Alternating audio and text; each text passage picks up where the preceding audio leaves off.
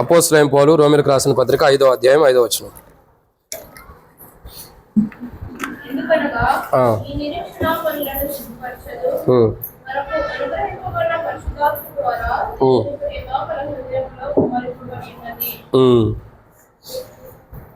కాబట్టి ప్రియులారా, అపోస్తలుడైన పౌలు రోమీయులకు రాసిన పత్రిక 5వ అధ్యాయం 5వ వచనంలో రాయబడిన మరొక మాట ఏంటంటే, ఎందుకనగా ఈ నిరీక్షణ మనల్ని సిగ్గుపరచదు.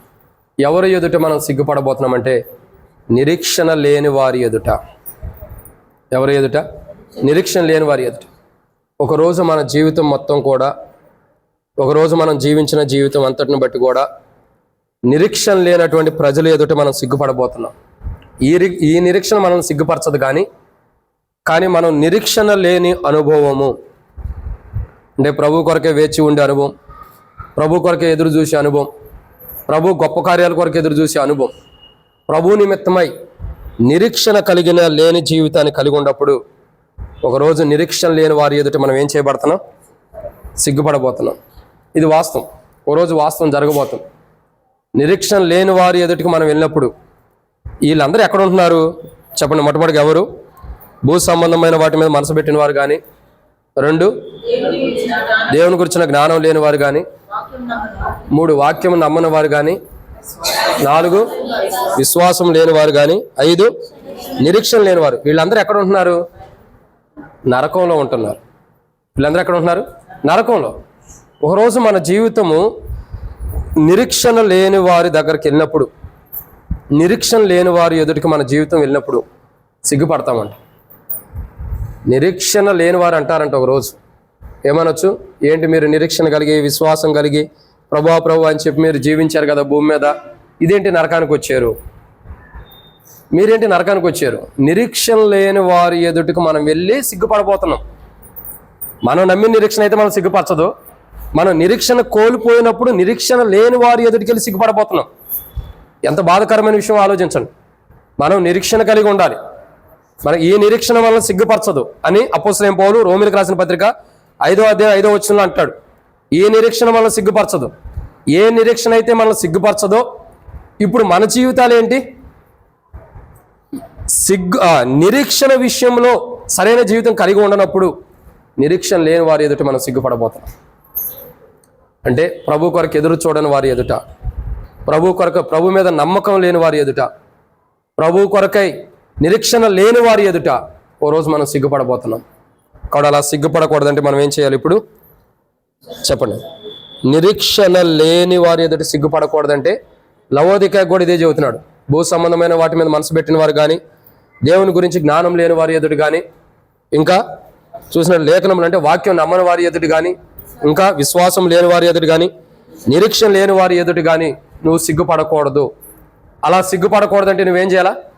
తెల్లని వస్త్రాలు నా దగ్గర నుండి కొనుక్కోమని ప్రభు చెబుతున్నాడు. తెల్లని వస్త్రాలు అంటే ఏంటి? పరిశుద్ధత. ప్రభు చెబుతున్న మాట ఇదే. పరిశుద్ధత నా యొద్ద నుండి మీరు కొనుక్కోండి. ఎందుకు కొనుక్కోవాలి? నిరీక్షణ మీకు లేదు. ఆ నిరీక్షణ కోసం. ఎన్నో మాట ఇది?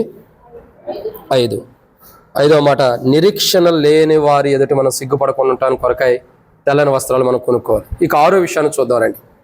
6వ మాటను చూసినట్లయితే దేవుని యొక్క వాక్యంలో అపోస్తలుడైన పౌలు కొరింథీయులకు రాసిన మొదటి పత్రిక 11వ అధ్యాయం 22వ వచనం.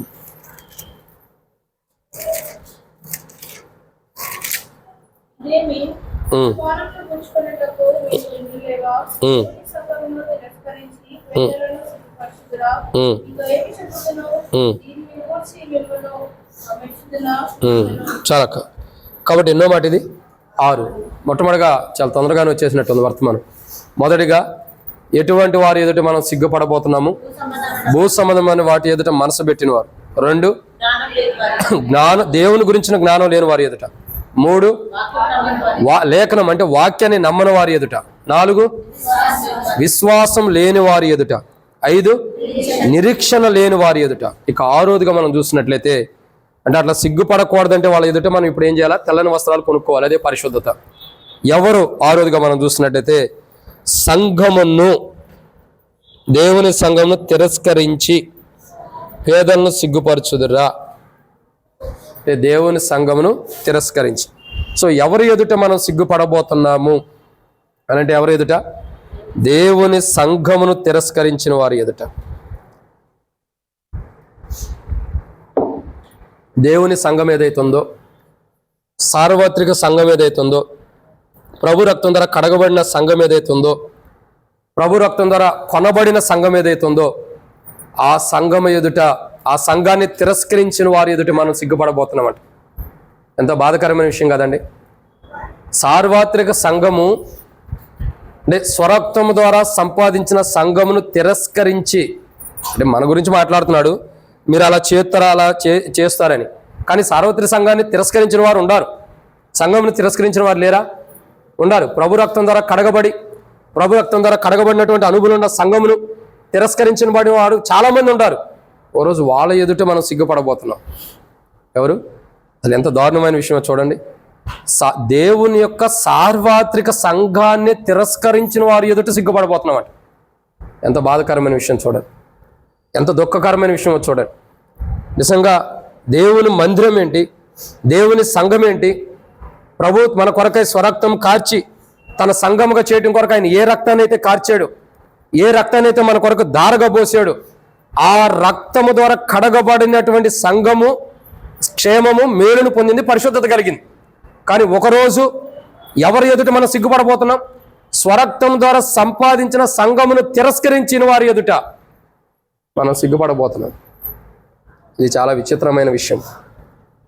పౌలు స్పష్టంగా చెబుతున్నాడు. ఎందుకంటే పౌలు ఒకప్పుడు ఈ సార్వత్రిక సంఘాన్ని తిరస్కరించిన వాడే, ఒకప్పుడు ఈ దేవుని సంఘాన్ని తిరస్కరించిన వాడే. కాబట్టి ఇప్పుడు సరి చేసుకుంటున్న అనుభవం పౌలు దగ్గర ఉంది. మనం కూడా తిరస్కరించబడిన అనుభవంలో తిరస్కరించిన వారికి ఉండొచ్చు. సార్వత్రిక సంఘంలో ఉండ మనం సరి చేసుకోవాలి. మన జీవితం వల్ల తిరస్కరించిన అనుభవం ఉండొచ్చు. లేదా ఒకరోజు మనం పరిశుద్ధత లేనప్పుడు, అంటే తెల్లని వస్త్రాలు పరిశుద్ధత లేనప్పుడు దేవుని యొక్క సార్వత్రిక సంఘాన్ని తిరస్కరించిన వారి ఎదుట మనం సిగ్గుపడబోతున్నాము. ఇది ఎన్నో మాట? 6. అలా సిగ్గుపడకోకుండా ఉండాలంటే ఏం చేయాలా? తెల్లని వస్త్రం అనే పరిశుద్ధతను మనం ధరించుకోవాలి. ఇది 6. ఇక 7వ విషయాన్ని చూద్దానండి. 7వ మాటను చూసినట్లయితే అపోస్తలుడైన పౌలు హెబ్రీయులకు రాసిన పత్రిక 11వ అధ్యాయం 16వ వచనం.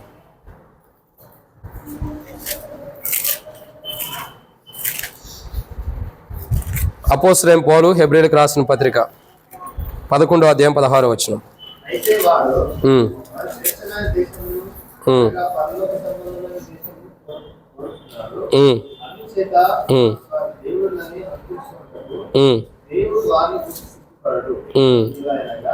చాలు. కాబట్టి ఇక్కడ ఏమని రాబడుతూ వచ్చింది? కొందరు ఉండారు, వారు పరసంబంధమైనటువంటి పునాదులు గల పట్టణం కొరకు ఎదురు చూస్తున్నారు. వారి దేవుడు అని చెప్పుకున్నట్టుకు సిగ్గుపడతలా. సో ఇప్పుడు వారి దేవుడు అని చెప్పుకోవడానికి సిగ్గుపడతలేదు. ఓకే, వాళ్ళు ఎలాంటి వారు? శ్రేష్టమైన పరలోక సంబంధమైన దేశమును కోరుకుని వారు. ఎవరు? ఇక్కడ ఈ 11వ అధ్యాయంలో ఉన్నటువంటి విశ్వాస వీరులందరూ కూడా శ్రేష్టకరమైన విధానంలో అబ్రహాము కానీ శ్రేష్టకరమైన పరలోక సంబంధమైన దేశమును కోరుకుని వాడు. ఎవరు? అబ్రహాం. కానీ అబ్రహాం సిగ్గుపడతలు. ఇప్పుడు ఎవరు సిగ్గుపడతారు? శ్రేష్టకరమైన పరలోక దేశమును, పరలోక సంబంధమైన దేశమును కోరుకొనిన వారి ఎదుట మనం సిగ్గుపడబోతున్నాం. పరలోక రాజ్యం మాకు వద్దంటారు చూసారా? అసలు పరలోక రాజ్యమే మాకు అవసరం లేదు, పరలోక రాజ్యంలోకి మేము రాం, పరలోక రాజ్యం మాకు వద్దు, పరలోక రాజ్యంతో మాకు సంబంధం ఏందంటారు చూసారా? వారి ఎదుట మనం సిగ్గుపడబోతున్నామంట. చాలా బాధాకరమైన విషయం కదండి. ఎవరి ఎదుట మనం సిగ్గుపడబోతున్నాం? పరలోక రాజ్యాన్ని మాకొద్దు అని తిరస్కరించిన వారి ఎదుట మనం సిగ్గుపడబోతున్నాం. ఈ పరలోక రాజ్యం నాకు అవసరంలా, ఈ పరలోక రాజ్యం నాకు వద్దు, ఈ పరలోక రాజ్యము ఉంటే ఎందుకు, నాకు అవసరం లేదని ఈ లోకం ఎవరైతే తిరస్కరిస్తున్నారో, వద్దంటున్నారో వాళ్ళ ఎదుటికెళ్ళి మనం సిగ్గుపడబోతున్నామంట. ఎంత బాధాకరమైన విషయం చూడండి మీరు. మనం ఎవరమి? రక్షించబడిన వారిని, మారుమనసు బాప్తిసం పొందిన వారిని, ప్రభు రక్తం ద్వారా కడగబడిన వారు. సో మనకు కలిగిన పరిశుద్ధతను మనం కోల్పోయినప్పుడు, మనకు కలిగిన పవిత్రతను మనం కోల్పోయినప్పుడు, మనకు కలిగిన నిరీక్షణ మనం కోల్పోయినప్పుడు, మనలో ఏదైతే పరిశుద్ధత కోల్పోయి దిగంబరులుగా ఉంటామో అప్పుడు మనము ఎవరి ఎదుటికి వెళ్ళి సిగ్గుపడుతున్నాము? శ్రేష్టకరమైన పరసంబంధమైన దేశమును కోరుకొనని వారి ఎదుటికి వెళ్ళి సిగ్గుపడుతున్నాం. ఎంత బాధాకరమో చూడండి. పరలోక సంబంధమైన దేశాన్ని కోరుకున్న వారి ఎదుటికి వెళ్ళి మనం సిగ్గుపడుతున్నాం. పరలోక సంబంధమైన దేశంను కోరుకున్న వారు ఎక్కడ ఉంటున్నారు? నరకంలో ఉంటున్నారు. అంతే కదా. పరలోక సంబంధమైన దేశాన్ని కోరుకునే వాళ్ళు ఎక్కడ ఉంటారు? పరలోక రాజ్యం ఉంటారు. పరలోక సంబంధమైన వాటిని కోరుకున్న వారు నరకంలో ఉంటున్నారు. వాళ్ళకి అవసరం లేదు పరలోక రాజ్యం, కానీ వాళ్ళు నరకంలో ఉంటారు. ఇప్పుడు పరిశుద్ధత లేకపోయినా, పవిత్రత లేకపోయినా, పవిత్రత లేనటువంటి వారు ఇప్పుడు ఎక్కడికి వెళ్తున్నారు? ప్రభు ద్వారా పరిశుద్ధత కొనుక్కోనటువంటి వారు. అది లవోదిక అవ్వచ్చు, అది నీవు అవ్వచ్చు, నేను అవ్వచ్చు. ఒక లవోదికైనా కాదు, నీవైనా నేనైనా, మనం ఎవరమైనా సరే పరిశుద్ధత అనే వస్త్రమును మనం కొనుక్కోలేనప్పుడు, తెల్లని వస్త్రం అంటే పరిశుద్ధత, ఆ పరిశుద్ధత అనే వస్త్రాన్ని మనం కొనుక్కోలేనప్పుడు, పరిశుద్ధత అనే వస్త్రాన్ని మనం కొనుక్కోకుండా ఉన్నప్పుడు మనం ఎక్కడికి వెళ్తున్నాం చెప్పండి? శ్రేష్టమైన పరలోక దేశమును కోరుకొన్న వారి దగ్గరికి. పరలోక రాజ్యం అవసరం లేని వారు ఎక్కడ ఉంటారు? నరకంలో ఉంటారు. సో అప్పుడు మనము ఈ పరలోక రాజ్యానికి సంబంధించిన క్రైస్తవ జీవితాన్ని, దాన్ని పొందుకోవడానికి కావాల్సిన క్రైస్తవ జీవితాన్ని జీవించినప్పుడు మనం ఎక్కడికి వెళ్తున్నాం? నరకానికి. అక్కడ సిగ్గుపడతాం. ఏమని? ఒకరోజు ఆ నరకానికి వెళ్ళిన వాళ్ళు అంటారు, అంటే ఎందుకు చెబుతున్నానంటే ఈ మాటలు, తెల్లని వస్త్రం ధరించుకోమని లవోదికయలు చెబుతున్నాడు. పరిశుద్ధత ధరించుకోమని. ఎందుకు ధరించుకోవాలి లవోదికయ? నీ దిశములకు సిగ్గు కలగకుండా ఉండటానికి నువ్వు తెల్లని వస్త్రాలు ధరించుకోమంటాడు. అంటే పరిశుద్ధ ధరించుకో. నీ జీవితంలో అపవిత్రమైనది ఉండకూడదు. నీ జీవితంలో ఆ యొక్క అపవిత్రమైన జీవితం నీలో ఉండకూడదు. కానీ నువ్వు పరిశుద్ధతను ధరించుకోమని, ఆ పరిశుద్ధత నా యొద్ద ఉంది, కొనుక్కోమని ప్రభు చెబుతున్నాడు. ఇప్పుడు లవోదికయ ఏం చేయాలా? పరిశుద్ధత కొనుక్కోవాలి. ఎవరి దగ్గరకు వచ్చి కొనుక్కోవాలి? ప్రభు దగ్గరకు వచ్చి కొనుక్కోవాలి. ఇప్పుడు పరిశుద్ధత లేదు కాబట్టేగా ప్రభు కొనుక్కోమంటాడు లవోదికయని. పరిశుద్ధత ఉంటే లవోదికయని కొనుక్కోమంటాడా? లేదు. లవోదికయలో పరిశుద్ధత లేదు, లవోదికయలో పవిత్రత లేదు, లవోదికయలో పరిశుద్ధమైన జీవితం, కొనసాగే జీవితం లేదు కాబట్టి ఇప్పుడు ప్రభు అంటున్నాడు, నువ్వు పరిశుద్ధత కొనుక్కోమంటున్నాడు.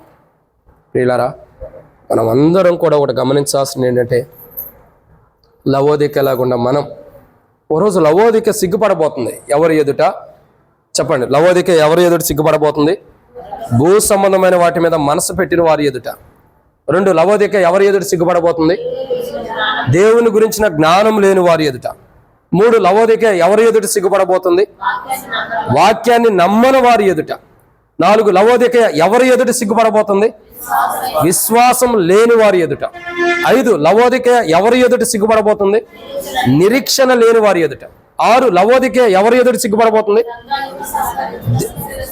దేవుని యొక్క సార్వత్రిక సంఘాన్ని తిరస్కరించిన వారి ఎదుట. 7, లవోదిక ఎవరి ఎదుట సిగ్గుపడబోతుంది? పరలోక రాజ్యమునే వద్దనుకున్న వారి ఎదుట సిగ్గుపడుతుంది.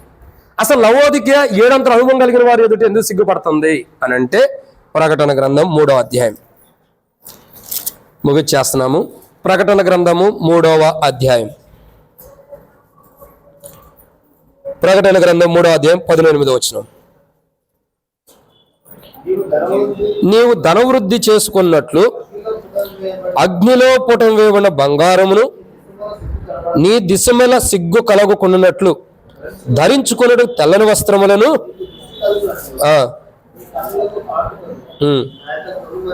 కొనమని నీకు బుద్ధి చెబుతున్నాడు. ఇది లవోదిక చెబుతున్న మాట. ఇప్పుడు లవోదిక ఏ స్థితిలో ఉంది? లవోదిక ఏ స్థితిలో ఉందంటే, భూ సంబంధమైన వాటి మీద మనసు పెట్టిన వారి ఎదుటి సిగ్గుపడే జీవితం ఉంది, లేఖనాలని నమ్మని వారి ఎదుటి సిగ్గుపడే జీవితం ఉంది, విశ్వాసం లేని వారి ఎదుట సిగ్గుపడే జీవితం ఉంది, నిరీక్షణ లేని వారి ఎదుట సిగ్గుపడే జీవితం ఉంది, దేవుని యొక్క సంఘమును తిరస్కరించిన వారి ఎదుట సిగ్గుపడే జీవితం ఉంది, పరలోక సంబంధాన్ని, పరలోక రాజ్యాన్ని వద్దనుకున్న వారి ఎదుట కూడా సిగ్గుపడే జీవితం ఉంది. అందుకే లవోదికతో మాట్లాడుతున్నాడు. ఊరకనే మాట్లాడుతున్నా. లవోదిక, నేను నిన్ను సిద్ధపరిచిన కోణం చూడగా ఆరాధనలో ఎలా ఉంది లవోదిక? ఆరాధనలో ఎలాంటి స్థితి? సిగ్గుపడాల్సిన జీవితాన్నే ప్రభు ఏం చేశాడు? సిగ్గుపడవలసిన లవోదిక కొరకు లవోదిక సిగ్గుపడకూడదని కలువరిశీలు ఆయన ప్రాణం పెట్టి చనిపోయి సమాధిపడి ఆయన కార్చిన రక్తం ద్వారా లవోదిక సిగ్గుపడకోకుండా ఉండటం కొరకు ఆయన ప్రతి విధమైనటువంటి బాధను భరించి ఆయన రక్తం ద్వారా ఏం చేస్తూ వచ్చాడు? ఇప్పుడు లవోదిక సిగ్గుపడకోకుండా చేశాడు. లవోదిక సిగ్గుపడకోకుండా దేవుడు సిద్ధపరిచాడు. అవునా కదా? సిగ్గుపడకుండా సిద్ధపరిచాడు. కానీ ఇప్పుడు లవోదిక ఏ స్థితిలో ఉంది?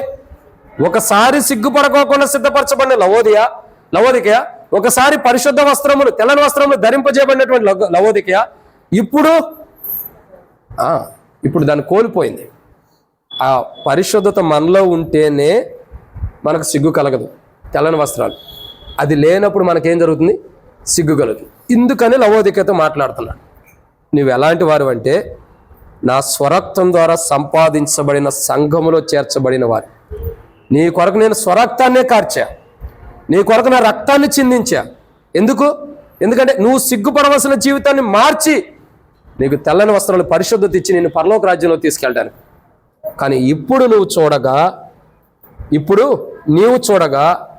ఇప్పుడు నేను నీ జీవితాన్ని చూడగా ఎలా ఉంది? ఇప్పుడు లవోదికయ సిగ్గుపడుతున్న జీవితం ఉంది. అదే మాట్లాడుతున్నాడు ప్రభు. ప్రార్థన గ్రంథం 3:18 వచనంలో నీ దిశమలకు సిగ్గు కలగకుండానట్లు.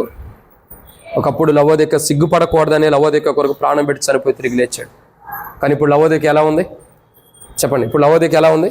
సిగ్గుపడే అనుభవంలోకి వచ్చేసింది. అది సిగ్గుపడకూడదనే లవోదికనే కాదు, మనం కూడా సిగ్గుపడకూడదనే మన కొరకై ప్రభు కలవరిశిల్లో రక్తం కార్చి చనిపోయి సమాధ్యపడి తిరిగి లేచింది. ఆ తిరిగి లేచిన అనుభవం ద్వారా, రక్తం కార్చడం ద్వారా మనం పరిశుద్ధతను ఇచ్చాడు. అప్పుడు మనం సిగ్గుపడాల్సిన జీవితం మనలో లేదు. కానీ ఇప్పుడు చూడగల లవోదికలు ఏముంది? సిగ్గుపడే జీవితం ఉంది. ఇప్పుడు లవోదిక ఏమవుతుంది? ఒకరోజు సిగ్గుపడబోతుంది.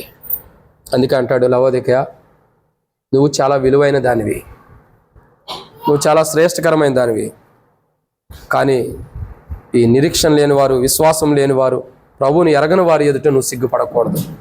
కాబట్టి నువ్వేం చేయబడాలి? ఇప్పుడు సరి చేసుకో. ఇప్పుడు నువ్వేం చేయాలా? తెల్లని వస్త్రాలు కొనుక్కో. ఎలా కొనుక్కోవాలి?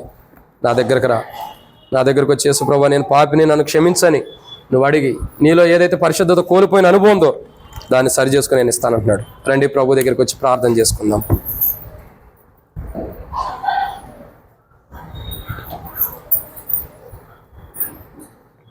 ప్రార్థన. ఎవరం కూడా అటు ఇటు చూడొద్దు, నా వైపు కూడా చూడొద్దు. కళ్ళు మూసుకుని ప్రభు వైపు చూద్దాం. ప్రార్థన. ప్రేమ కలిగిన పరలోకపు తండ్రి, పరిశుద్ధుడు అయిన దేవా, మీకు స్తోత్రములు. లవోదిక యొక్క స్థితిగతులు చూడగా సరైన విధానంలో లవోదిక లేదు. లవోదిక యొక్క అనుభవాలు కూడా కరెక్ట్ అయిన విధానంలో లేవు. కాబట్టి లవోదిక ప్రభా, మరి ఎంత చూసినా లవోదిక యొక్క స్థితిగతుల్లో సిగ్గుపడాల్సిన జీవితమే ఉంది. ఎవరి ఎదుట సిగ్గుపడుతుందనేది మేము చూసాం. కాబట్టి ప్రభా, నిజంగా చూసినట్లయితే లవోదిక యొక్క అనుభవం మాకు బయలుపరచబడుతుంది. మేము కూడా సిగ్గుపడవలసిన సమయం ఒకటి రాబోతుంది. ఎవరి ఎదుట? లవోదికే కాదు, మేము కూడా.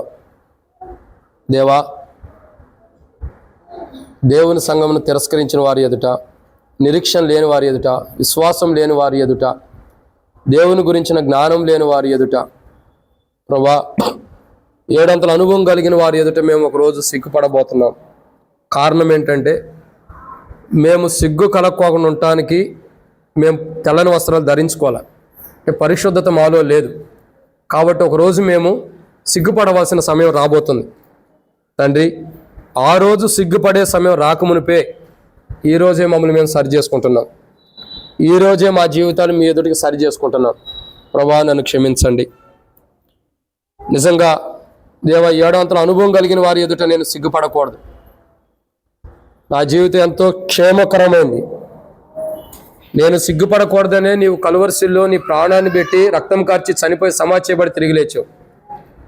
నేను సిగ్గుపడకూడదనే ఆకాశం కంటిన నా అపరాధములు క్షమించవు కూడా. క్షమించడానికి ఈ లోకానికి వచ్చి ప్రభా కలువరిశిల్లో రక్తం కార్చి చనిపోయి సమాధి తిరిగి లేచావు. ఇప్పుడు నేను సిగ్గుపడవలసిన పరిస్థితులను తప్పించబడిన నేను లవోదికేలాగా మరలా సిగ్గుపడే అనుభవం తెచ్చుకుంటున్నా. దయచేసి నన్ను క్షమించండి ప్రభా. నా జీవితంను మార్చండి, నా ప్రవర్తన మార్చండి. నేను ఒకరోజు సిగ్గుపడకూడదు. ఆ 7 అనుభవం కలిగిన వారి ఎదుటికి వెళ్ళి సిగ్గుపరచబడకూడదు.